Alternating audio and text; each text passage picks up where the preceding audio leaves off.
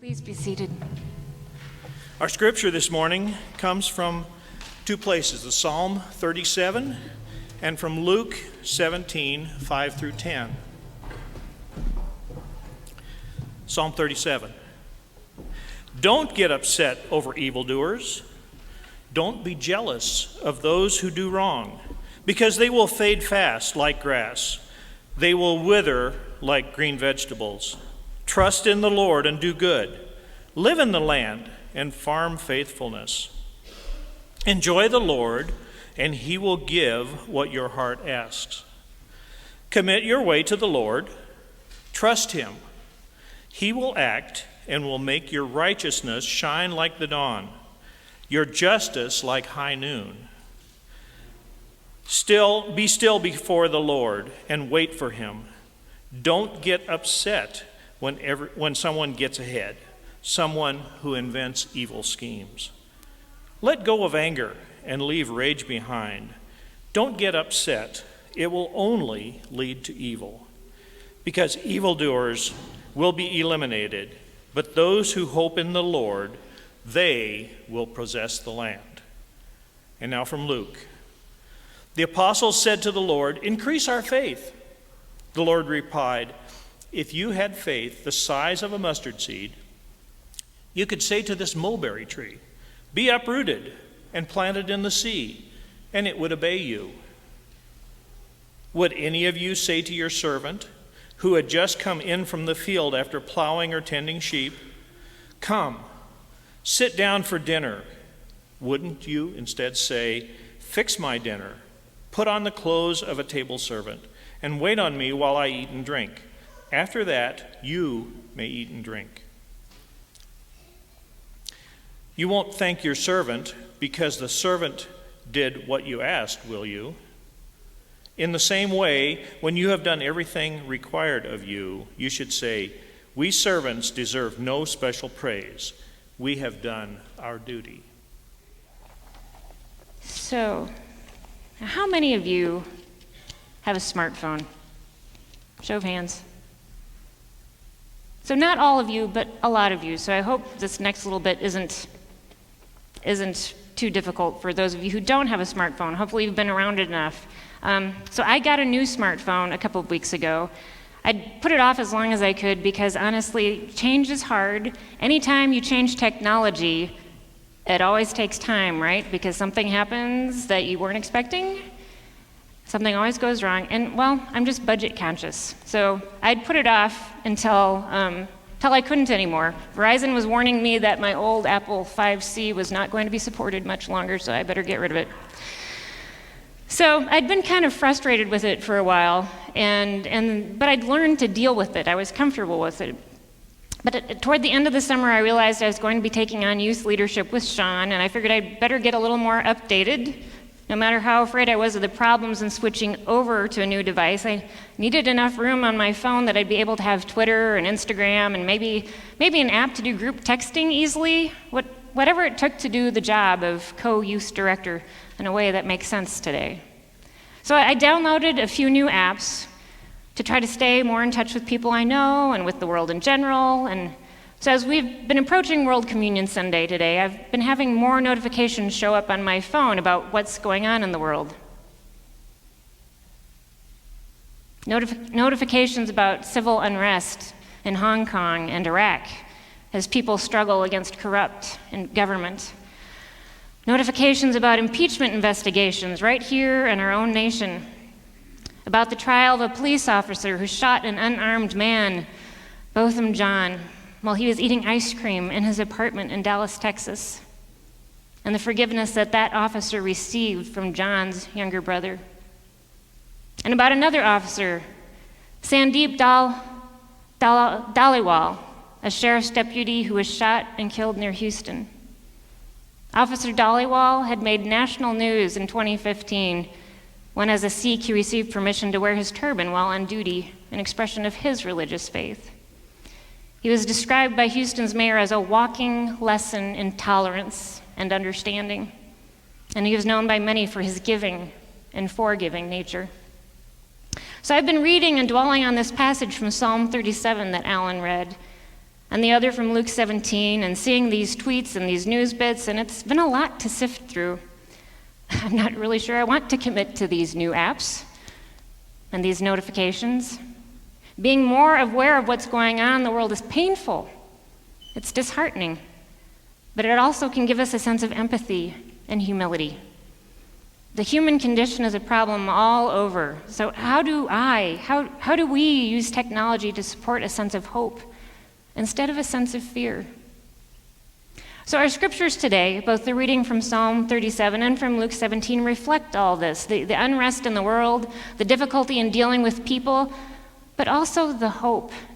These passages point to what it is to be a vibrant church, although it may not necessarily feel like it. So the passage from Luke can especially seem like a downer, right? I mean, who wants to experience a long work day, come home, fix dinner for, and serve everyone without even a thank you? I know, you're thinking, I do that every day, right? Yeah. I think of how this passage may have provided both comfort and consternation, especially to tired working and single parents over the years. What is Jesus saying to us in this? Well, one of the practices in studying Scripture is to take a broader look at that passage's placement within the chapter and within the book. And if we do this and back up to the beginning of Luke 17, we find out that the reason the apostles are asking for increased faith is because Jesus is telling them to increase their forgiveness. Our passage read today begins at verse 5, and right before in verse 4 it reads, "Even if someone sins against you 7 times in one day and returns to you 7 times and says, 'I am changing my ways,' you must forgive that person." When the apostles say, "Increase our faith," to Jesus in response to that, I think in essence they're saying, "You gotta be kidding me. Seriously, Jesus? Someone that sins against me 7 times in a day, and each time comes back to me and says, 'Oh, I'm so sorry. I really will change this time. I mean it. And I have to forgive them?'" It's easy to understand where they would be frustrated with that idea, isn't it? It makes me think a little bit about my new phone and the apps and the world in general, how we can choose to stop watching and listening to the news or delete the apps from the phone. We can choose to become more jaded, skeptical, and desensitized. As sin upon sin, day after day compounds, we can complain, "Seriously, Jesus? Increase our faith. We don't have enough to forgive all that." And it might not just be the news. It might be somebody you work with. It might be somebody in church that really drives you crazy. It might be that person that cuts you off in traffic. But Jesus points out to his closest followers, these apostles around him, that even a very small amount of faith in God can do amazing things, like completely uproot and transplant a mulberry tree into the sea. A mulberry tree with a massive root system that allows it to live up to 600 years. Imagine that in your mind's eye. In essence, Jesus is saying, you have the faith you need. Now use it for the right thing. Commit. It seems he's not concerned so much for their amount of faith as something else. Slaves or servants were commonplace in many households in that time and place, even at lower socioeconomic levels.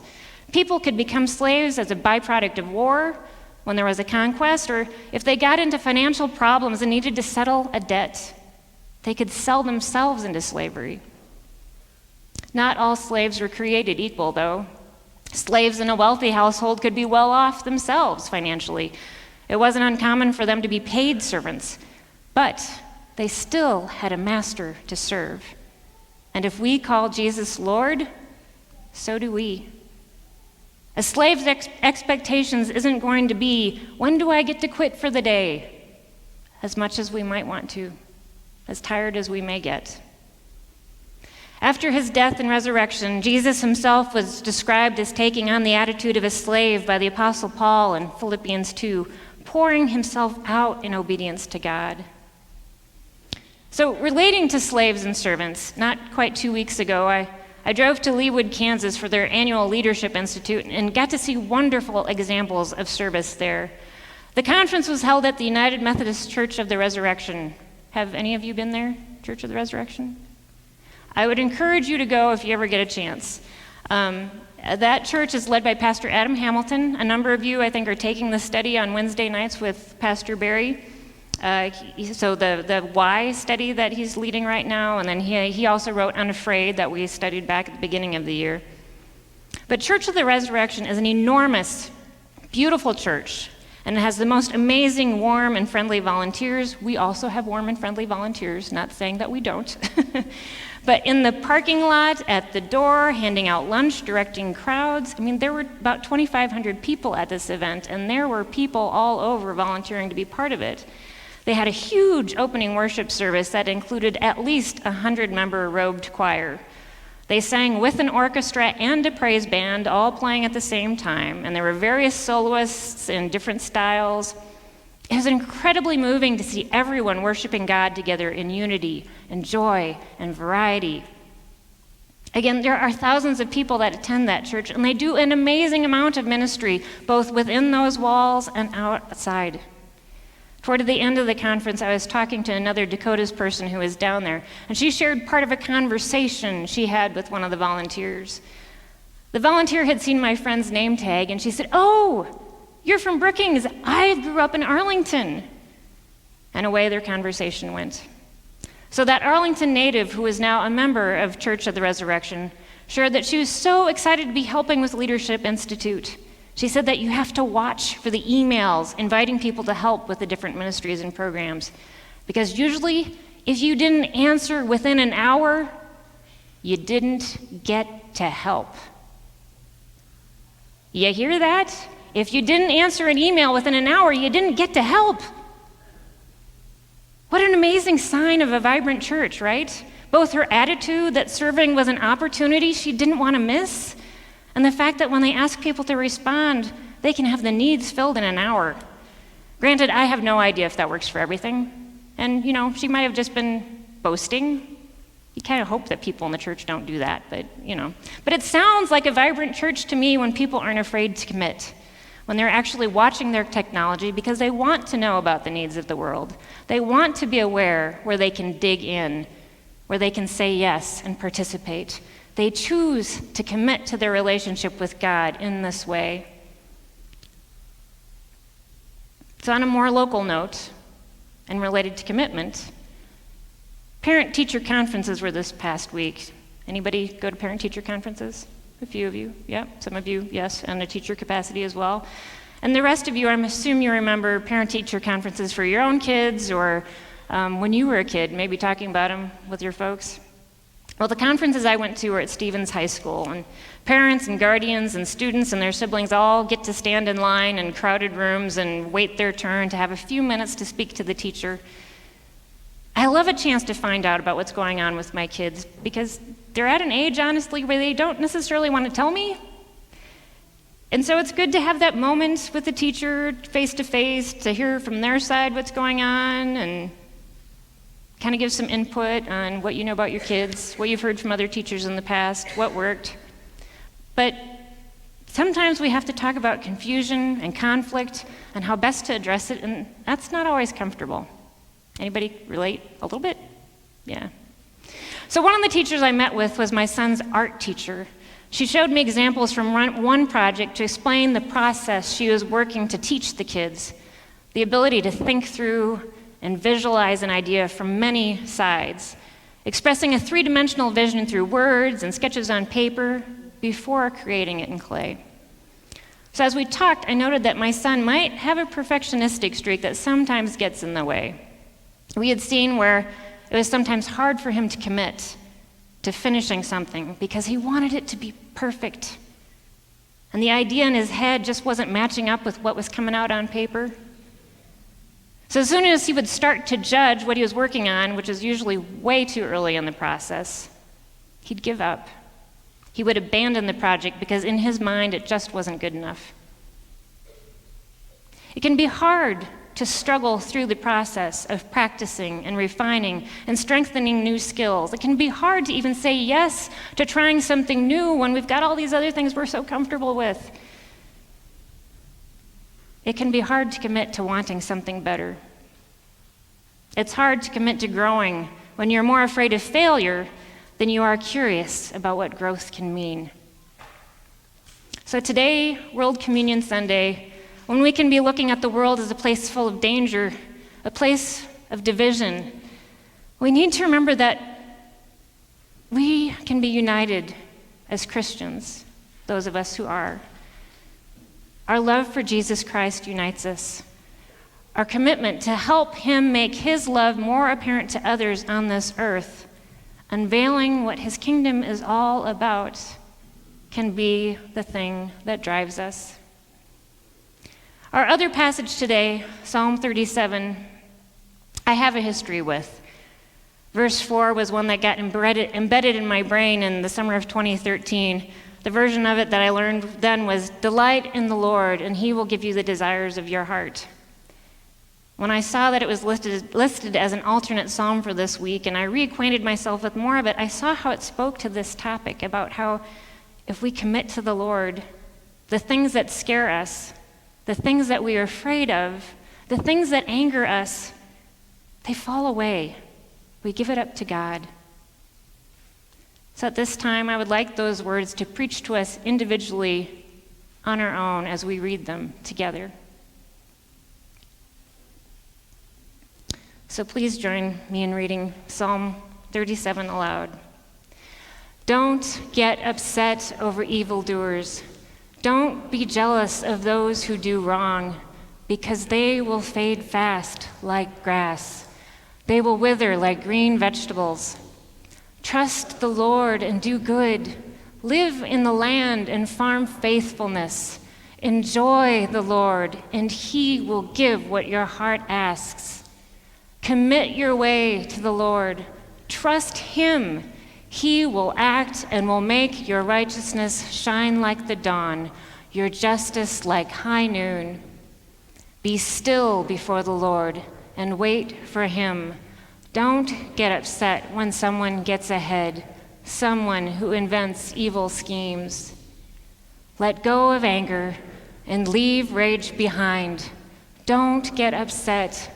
It will only lead to evil, because evildoers will be eliminated, but those who hope in the Lord, they will possess the land.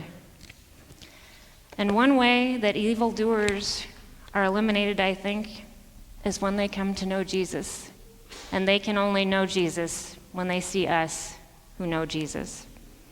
So if we do that, if we commit to the Lord and what he asks, allowing him to guide us in forgiveness, acts of kindness, and demanding justice, even when it seems like we've been doing it all day long, only then can we truly say at the end of the day, as Jesus said, we have only done our duty. Let us close in prayer. Dearest Jesus, help us sense how you call us, not just to believe, but to remember and live out our commitment to you, poured out as an offering. As you go about the work of loving this fragmented and divided world through us, help us together show the broken what being united in Christ and wholeness means. Amen.